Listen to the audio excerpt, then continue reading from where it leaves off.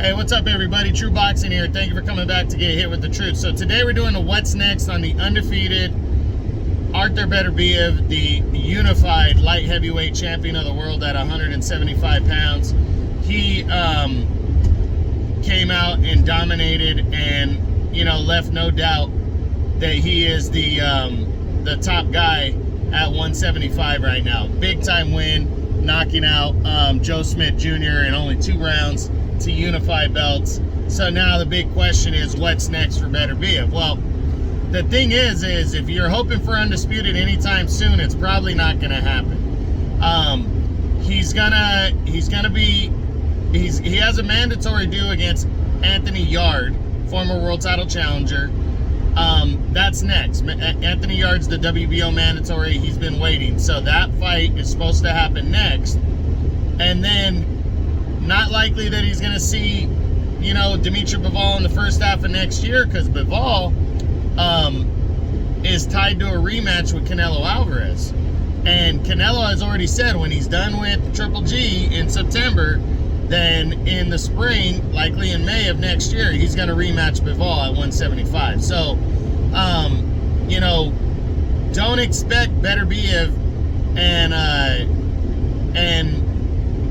Bivol for undisputed to happen anytime soon. I mean, it could happen by first half of next year, but I'm not thinking that's likely.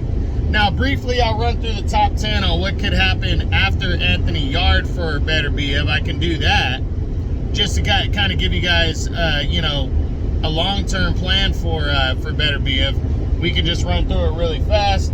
Again, Bivol could happen, but I don't think it will happen within the next 2 fights. So I don't think a Bivol clash is possible until the second half of next year for undisputed. And at that point, it could be Canelo, if Canelo beats Bivol in their rematch. Joe Smith Jr., a rematch, no point in that.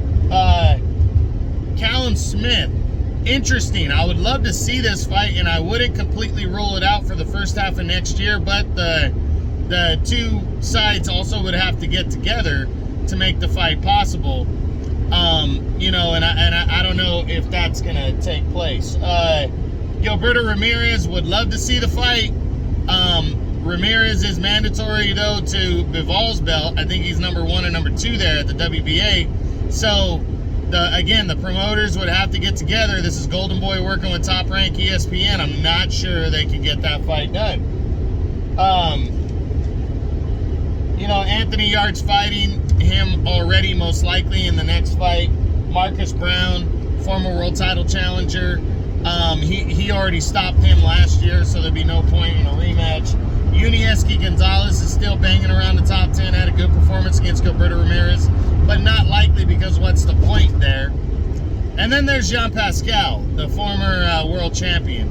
I wouldn't completely rule out the Pascal fight, just because, you know, why not stay busy against the guy who's kind of been there, done that? But I really don't see the point, Pascal being 40 years old. So Beterbiev, I think if he's smart, should take on an IBF mandatory in his after he fights his WBO mandatory next, which is Anthony Yarde. I think if he cannot get undisputed next year against Dimitri Bivol, he should go after somebody like you know, whoever his IBF mandatory is. I think that'd be smart. But that's just my opinion, and that's what I got. Next should be Anthony Yarde for Beterbiev.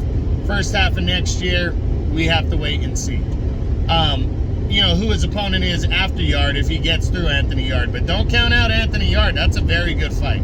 So that's what I got. That's the what's next on the undefeated unified light heavyweight champion of the world, Artur Beterbiev, following his dominant second round TKO Joe Smith Jr. to unify 3 of the 4 belts at 175. Hope you guys enjoyed the video. If you did, leave a comment, subscribe to the channel, smash the like button. I appreciate any and all support. This is True Boxing.